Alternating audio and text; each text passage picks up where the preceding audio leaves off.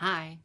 I'd like to work with you today to understand a fundamental concept in calculus, which is that the area under a curve represents net change. I'm going to make this primary argument using a graph today. So as a fundamental kickoff here, we're going to let f be a rate of change, and then I want to play with a picture of f and talk about the area underneath the curve and hopefully convince you that that represents net change according to whatever phenomenon f was modeling. And we'll probably consider the rate at which water flows into a vessel and out of a vessel. What I want to do is I want to consider a phenomenon which is particularly allowed to take on negative rates of change. So in a bathtub, here's a bathtub. There's a faucet which can let water into it, and then there's a drain, and the drain takes water away, right? So if the faucet is on, then it's going to contribute to the rate of change in a positive way. And if the drain is open, then it's going to contribute to the rate of change in a negative way.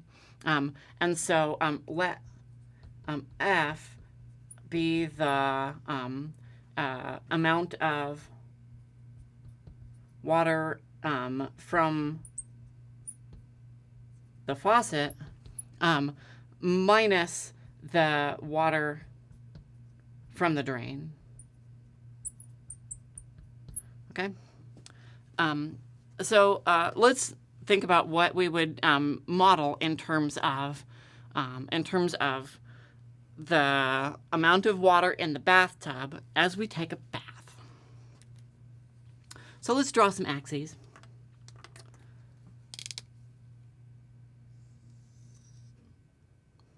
So let's give ourselves some axes. So there's an axis, and let's let that be time.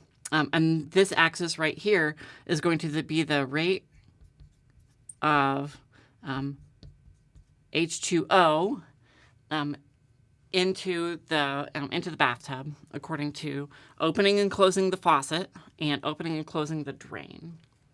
So when we first go to fill the bathtub, our rate of change is going to be positive because we want to fill it up because we're going to start with an empty bathtub. So at first, I got to turn on the handle, and so my rate's going to go like that. And then I'm just going to leave it fully open for a while, right? And then as I get close to the temperature where I want the bath to be, I might slow it down for a little while. And then slow it down for a little while as I just turn it to just hot to really get it to where I want it to be. Or maybe if it was too hot, and then I want to be just cold, and so it's going to flow at a lower rate. And eventually I'm going to stop, and then I'm going to take a bath. So here we're filling, and here we're doing, say, just cold water. And then here in this range right here, we're going to taking bath. So as it's taking a bath, we're not going to add or subtract water from the bath while we're taking the bath. And then eventually we're done taking our bath, and then we're going to open the drain, and then my rate of change is going to become negative, and it's going to peak, and then it's going to go down over time until eventually the bath is completely drained all the way out here. So let's annotate that. So here the bath is drained, and here I opened the drain.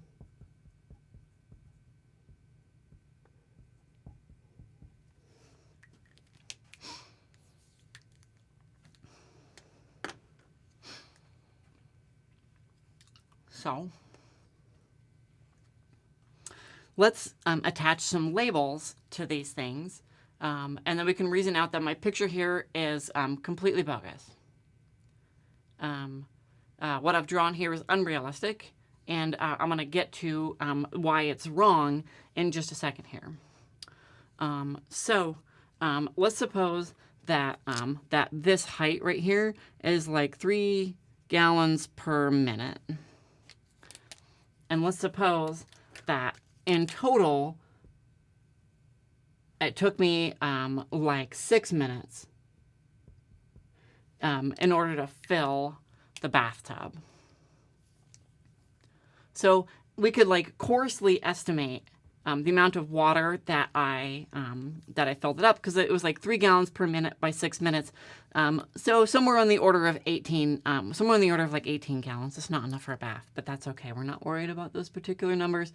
But in this right here is going to be like 18 gallons. That's totally not enough. So this right here, if this is 3 gallons per minute, then down here, this is going to be 3 gallons per minute, because I think I want to use the same scale. And this is like 4 minutes, and my peak rate was like 2 minutes. So the most I could have possibly drained is like 8 gallons in here, but I had 18 filled up because I filled it 3 gallons a minute for 6 minutes. And so this is totally unrealistic. I think that in order to make this picture more realistic, we need to suppose that it took longer to drain the tub. And it totally takes longer to drain a tub in some instances. At least for my tub at home, it takes quite a while for it to drain. It takes probably just as long for it to drain as it does for it to fill. So I open the drain. Let's make it drain faster. And then let's let it trail off.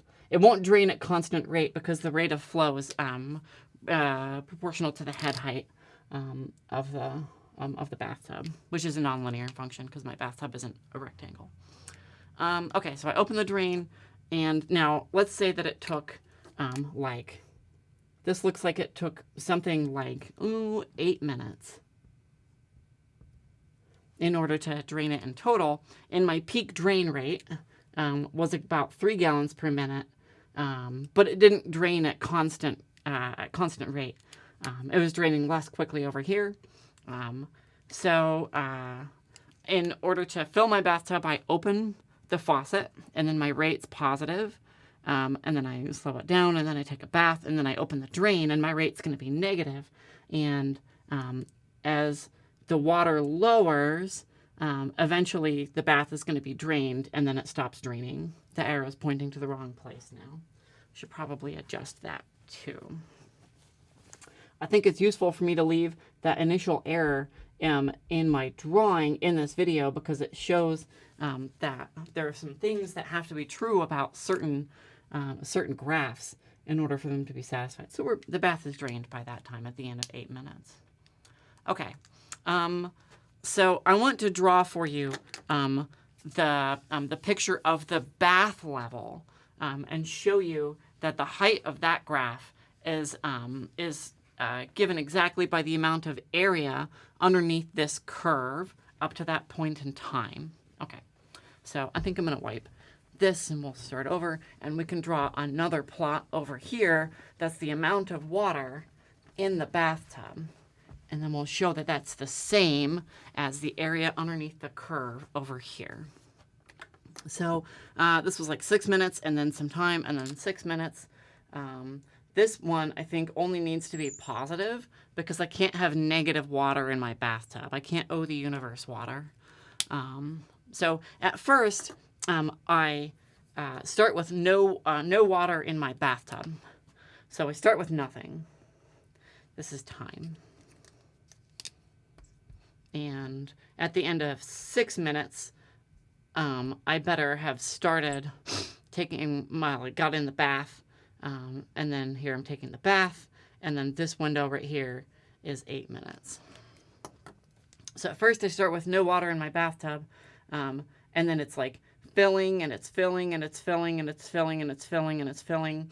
And then I make it a little bit lower because I'm doing cold water, and then I do a little bit lower because I'm just doing cold water. And then I take my bath. We're neglecting the displacement of water from me getting into the bathtub. Okay, so this is the water level. ignoring my body. The slope of this line right here is 3 gallons per minute. The total height on this right here is going to be somewhere around 18 gallons because that's how much water I put in the tub. It's an estimate here. A little bit less than 18. And then when I drain the bathtub, then I'm going to open the valve, and it's going to flow initially out of the bathtub fairly quickly, but then over time, right, the rate of change is going towards 0, and so it's going to flatten out. And so my curve is going to look like that.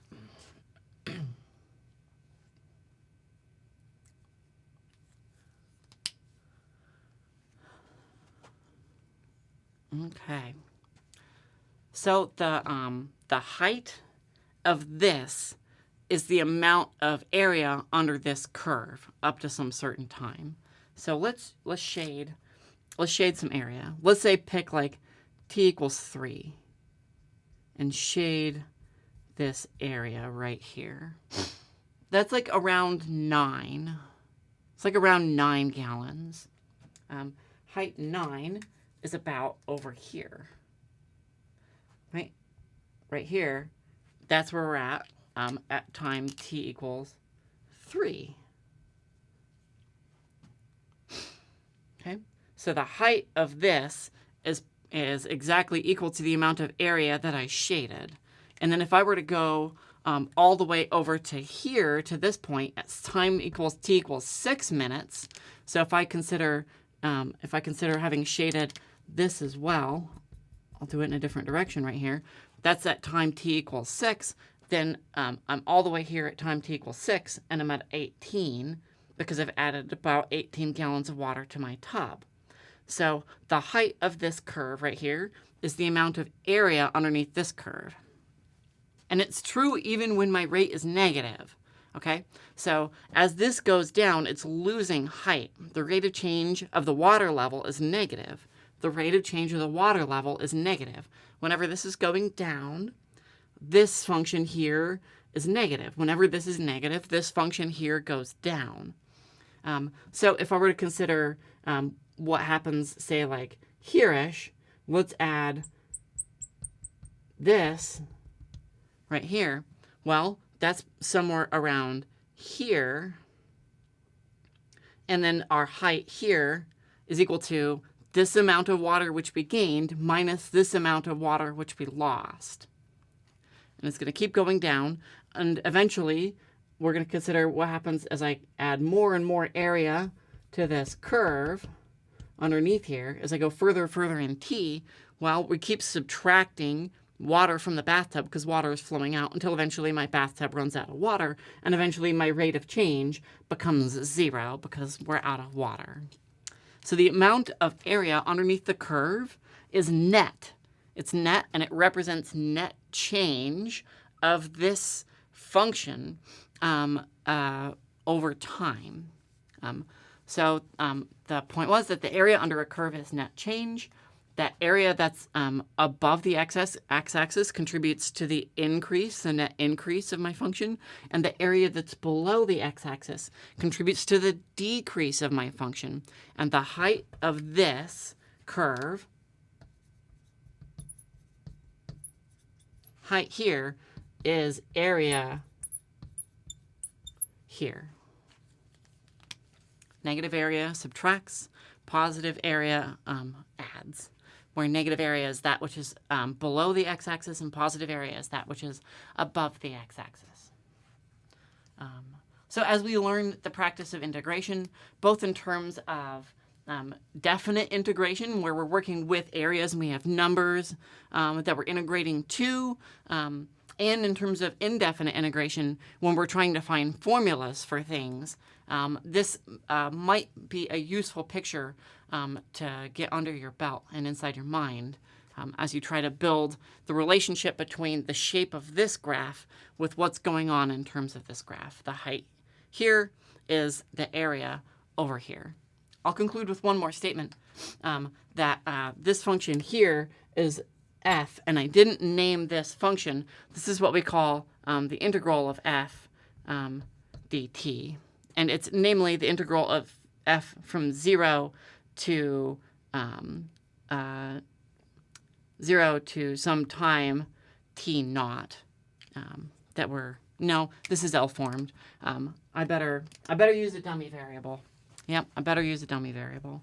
Let me wipe that. It's the integral of f. My variables upstairs is t, and I have to use a dummy variable s, so I don't have the same symbol in both places. Okay, so I can define a new function in terms of a rate of change that gives me the total accumulated change by defining an integral like that. So thank you very much, and happy integration.